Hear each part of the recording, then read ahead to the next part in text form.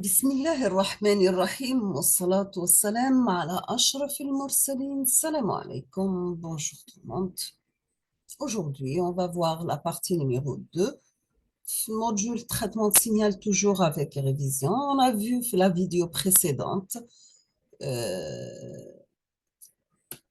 rappel sur les transformations linéaires. Aujourd'hui, on va voir la série de Fourier.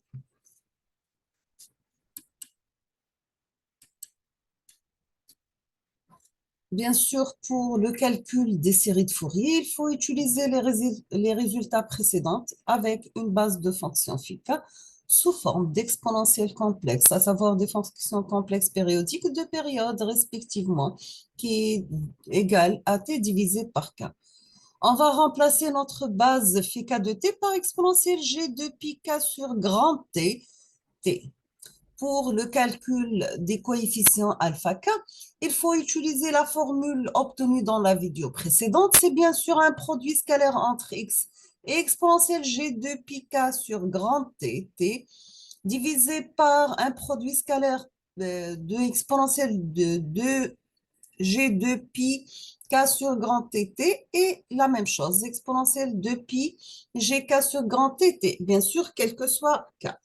On obtient tout simplement, pour le calcul des alpha k qui sont les coefficients de la série de Fourier, on va utiliser la formule suivante. C'est un calcul simple d'intégrale qui est égal à 1 sur grand T, un intégral sur la période T de x de t par exponentielle moins g de pi k sur grand T, t dt.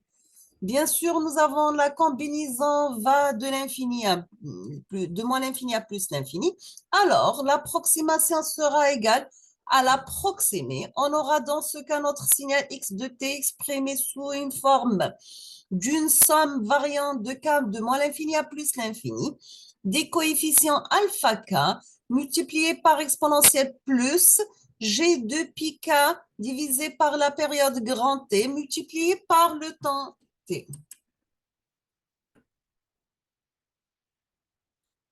Maintenant, si on va supposer que x de t est périodique de période grand T et de puissance moyenne finie et réelle, nous pouvons déduire qu'il peut être décomposé en une somme de sinus et de cosinus.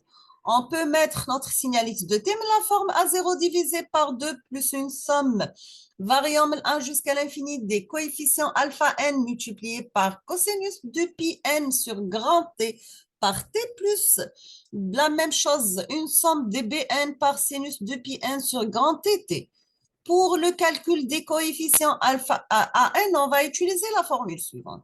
C'est tout simplement 2 sur grand T, un intégral entre moins t sur 2 et t sur 2 de x de t multiplié par cosinus de pi n ft dt, sachant que n varie de 0 jusqu'à l'infini.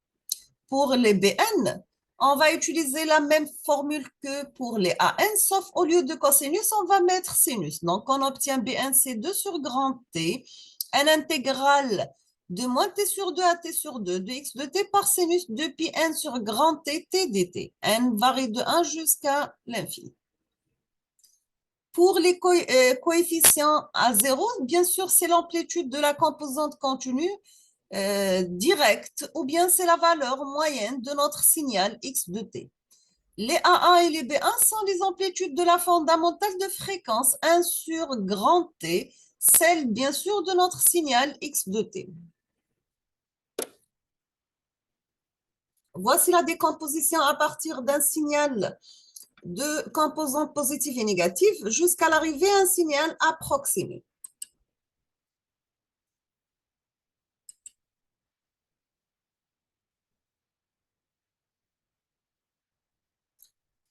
Maintenant, si on va faire la somme des deux signaux, suivant sinusoïdal de fréquences différentes, on peut arriver à la fin à un signal de ce type. La même chose, si on va mettre ça, on obtient ça. Voici un autre exemple. Un quatrième exemple, on voit bien que l'ondulation se voit sur les fondamentales.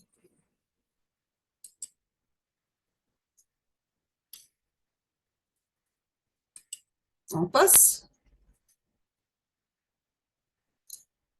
Nous avons pour le spectre de Fourier, bien sûr, comme les séries de Fourier vont nous permettre de représenter dans le domaine temporel tout signal périodique de période grand T par une composante continue qui est à zéro et de sinus et cosinus de fréquences multiples entiers de la fréquence du signal 1 sur grand T. Et il est plus intéressant d'utiliser une autre représentation autre que la représentation habituelle temporelle pour les signaux x de t en fonction des fréquences dont ils disposent. Il s'agit de la représentation fréquentielle ou bien spectrale. Bien sûr, dans cette représentation, en fonction des fréquences constituant le signal, nous avons parlé de spectre. Bien sûr, on a le noyau des séries de Fourier phi k de t qui est égal à alpha k par exponentielle de pi gk sur grand tt aura donc pour spectre phi k de f qui est égal à alpha k par Dirac de f moins k sur grand T. AK cosinus de pi k sur grand tt, BK sinus de pi k sur grand tt aura donc respectivement pour spectre alpha AK divisé par 2 multiplié par Dirac de f moins k sur grand T plus Dirac de f moins k sur grand T et plus pour les B, c'est GBK sur 2, Dirac de f plus k sur grand T, moins f, Dirac de f moins k sur grand T, moins Dirac de f plus k sur grand T. Bien sûr, nous avons que la composante continue à 0, elle aura pour spectre à 0 Dirac de f. Voici le spectre de Fourier. Vous avez la partie réelle en fonction de fréquence pour des fréquences paires. La fréquence, elle varie en fonction de 1 sur grand divisé par T0, bien sûr. Et vous avez ici la représentation des X impairs. Enfin, on a les AN, on a les BN.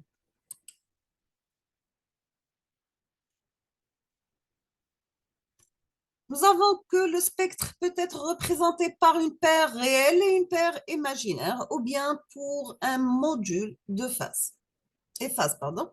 Nous avons le domaine temporel x de t peut être exprimé mais la forme de a0 plus 2 fois une somme variable 1 jusqu'à l'infini de cn par cosinus de pi nt sur grand t0 plus phi de n. Les coefficients cn complexes de la série de Fourier égale les coefficients an élevé au carré plus bn élevé au carré sous la racine. Pour la phase phi n, c'est la tangente moins 1 dBn divisé par an. Si on va passer maintenant au domaine spectral, on aura le module de x de f égale le module de a0 plus Cn par Dirac de f moins 2g pi n sur grand T0 plus Dirac de f plus g 2g pi n t sur T0. La phase est égale la tangente moins 1 de Bn sur An par Dirac de f plus 2g pi n sur T0 moins Dirac de f moins 2g pi n t sur T0.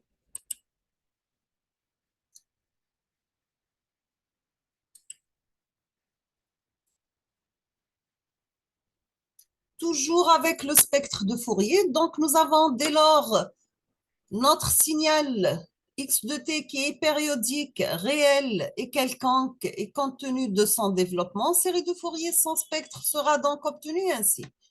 Nous avons le domaine temporel pour x de t exprimé la forme a0 sur 2 plus une somme de an par cosinus de pi n sur grand tt plus bn sinus de pi n sur grand tt, sachant que n varie de 1 jusqu'à l'infini. Domaine spectral, nous avons grand x de f égale à 0 sur 2, Dirac de f plus une somme de an sur 2, la somme varie de 1 jusqu'à l'infini de Dirac de f moins n sur grand T plus Dirac de f plus 1 sur grand T plus gb de 1 sur 2, Dirac de f plus 1 sur grand T moins Dirac de f moins 1 sur grand T. Maintenant, si on va parler côté densité spectrale de puissance, nous avons que l'analyse et l'étude d'un signal nécessite souvent le calcul de son énergie totale et sa puissance moyenne totale Pour un signal déterministe physiquement réalisable, son énergie totale, elle est finie. Et par conséquent, sa puissance moyenne totale, elle est nulle. Par contre, un signal périodique possède une puissance moyenne totale non nulle, ce qui implique une énergie totale infinie. Bien sûr, pour un signal non périodique, l'énergie totale et la puissance moyenne totale sont calculées respectivement par l'énergie E de x est égale à l'intégrale entre moins l'infini et 1 plus l'infini de x de t élevé au carré en valeur absolue de t. Pour la puissance, c'est la limite de 1 sur grand t quand t tend vers l'infini, un intégral entre moins t sur 2 et t sur 2 de x de t élevé au carré dt. Si nous avons un signal x de t qui est périodique, donc nous sommes intéressés uniquement à la puissance moyenne totale, parce que dans ce cas, l'énergie, elle est infinie, on va la calculer la puissance à partir des formules suivantes. Soit on va utiliser P de x, c'est 1 sur grand T à l'intégrale entre moins T sur 2 et T sur 2 de x de T élevé au carré dt, ou bien en fonction des coefficients A0 et AN et BN, on va utiliser la formule suivante. Pour P de x est égal à A0 au carré divisé par 4 plus 1 demi, une somme de n variable 1 jusqu'à l'infini de AN élevé au carré plus BN au carré.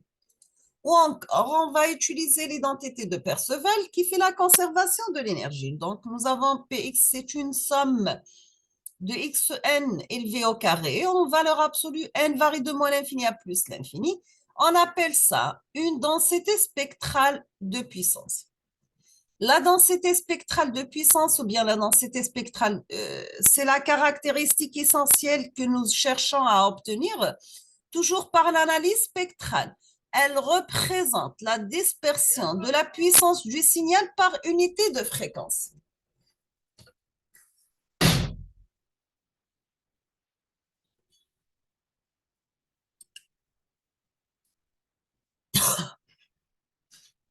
On va s'arrêter ici aujourd'hui, Inch'Allah. La prochaine vidéo, on va voir ensemble l'ATF, la transformée de Fourier. Je vous remercie infiniment pour votre attention. Comme toujours, n'hésitez pas si vous avez des questions et à la prochaine vidéo, Inch'Allah. Merci beaucoup.